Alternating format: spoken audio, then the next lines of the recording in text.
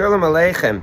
I just realized that this Shabbos is a holy and yard site of our good friend Elyakee Kinslinger, Elyakee Alexander ben Chana Avraham. And I usually teach a shir in the mornings, and I was going to dedicate, as we always do each year, the Torah to his memory. But since it's Shabbos, I at least want to record a Torah, since Elyakee is all about Torah, in the zchut of Elyakee, our friend, and dedicate it to his holy neshama, who I'm sure is up there in the heavens, cheering us on, singing and listening to Torah, as he always did. So in this week's parsha, we know that Moshe Rabbeinu's name does not appear.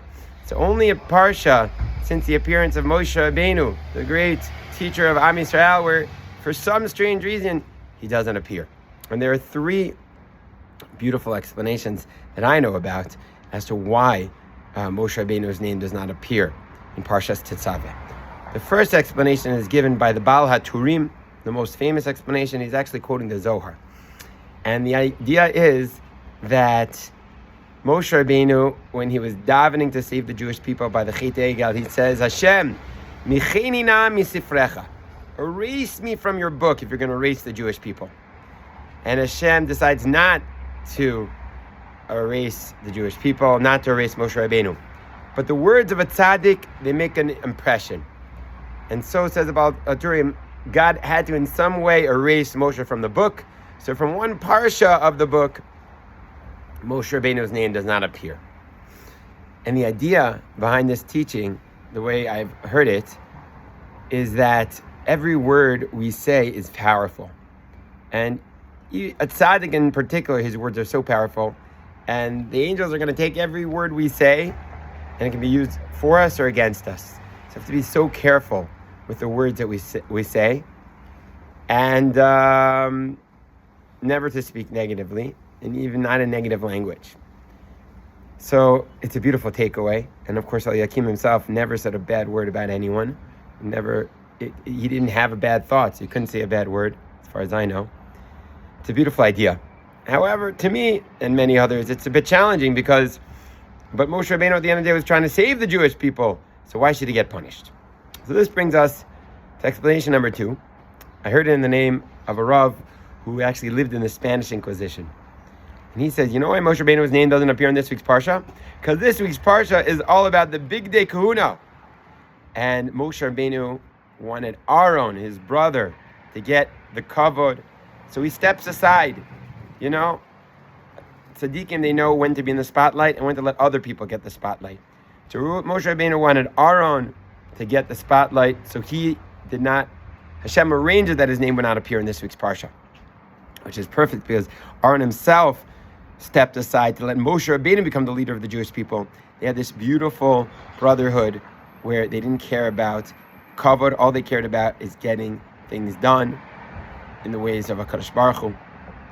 And of course, amazingly enough, in the zchus of Moshe Rabbeinu running away from the kavod and giving it to Aaron, everybody talks about Moshe Rabbeinu in this week's Parsha. It's his yard site. And always his yard site falls out on his parsha right before Purim. His yard site falls out on the parsha where his name is not mentioned. Moshe Rabbeinu runs away from kavod, and the kavod runs back to him. And we all talk about Moshe Rabbeinu.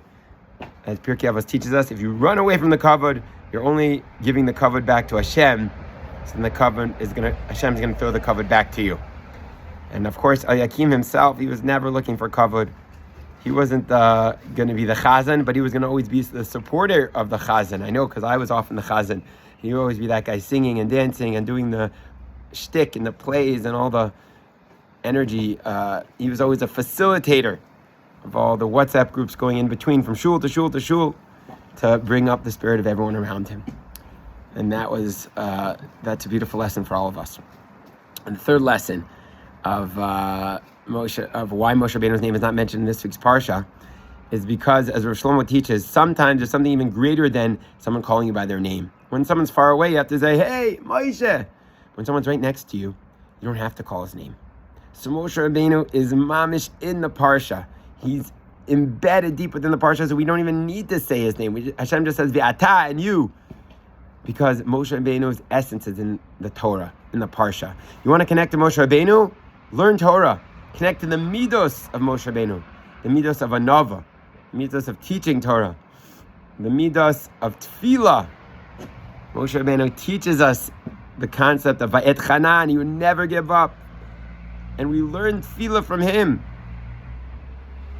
Even the Tefillah that was rejected to go to Eretz Yisrael, we learn from Moshe Rabbeinu how to daven, because Tefillah is not about getting what you want. Tefillah is about yearning to connect to a Kadosh Baruch Hu, and that we learn from Moshe Rabbeinu. We learn our love of Eretz Yisrael from Moshe Rabbeinu.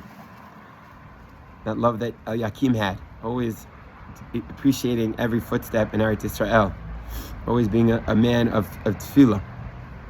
And since it's a dvar Torah in honor of our good friend Elyakee, I'll try to remember a gevaldige dvar, because me and Elyakee had a chavrusa. He loved the cool cash Torahs. So this is a cash Torah that the Belzer Rebbe said. Why did Moshe Rabbeinu have 515 tefillahs, the gematria Ve'et Chanan? And why do we learn, asked the Chasam Sofer, from Moshe Rabbeinu, if his tefillah was ultimately not accepted? So the Belzer Rebbe said like this. There's a midrash, and the midrash says that Hashem, ultimately, he's going to build the Beis HaMikdash. He's going to make one wall of the sukkah of the Beit HaMikdash, and his machaneh is going to put it up. Then Avram Avinu is going to put up the second one. And then Yitzchak is going to put up the third one. And then Yaakov is going to put up the fourth one. And then Moshe Rabbeinu is going to put up the roof. And ultimately, that sukkah is going to be the sukkah of the Beit HaMikdash. So what is the meaning behind this strange midrash? So explain the Belzer Rebbe based on the Gemara in Psachim. The Gemara says, let's see if we get this right, that Avram Avinu was not able to build the Beis HaMikdash, because by Avram Avinu, it says it wasn't a bias, it wasn't a sadeh, it was, where did he daven? A har, a mountain. By Yitzchak Avinu, when he davened, it's called, he davened in the field. By Yitzchak lasuach basadeh. But by Yaakov, he called Enzi Kim Beit Elohim. It was a bias. So Yaakov is ultimately the one where the Beit HaMikdash is called after him. So what's the meaning behind this? Oh, says the Belzer Rebbe, the gematria of Machaneh, the first wall, 103. The gematria of Har, Avram Avinu, 205. 103 plus 103 with the kolel.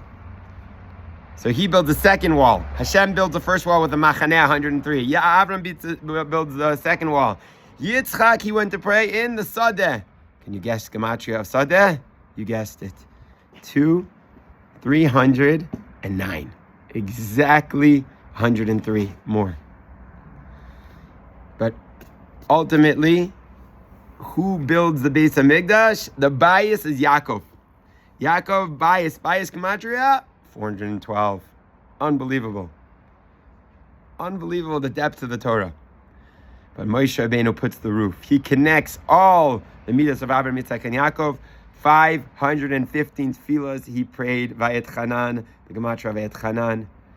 And not just 515 is not the gematria of prayer, but it's also the gematria of shira, of song. So we should pray, and we should sing in these weeks coming up before Purim, the way that Elyakee used to sing and dance with exuberance, not holding himself back, not being afraid. Good Shabbos and good Purim in honor of Elyakee, our good friend, and on all of Am Yisrael. Have a wonderful Shabbos.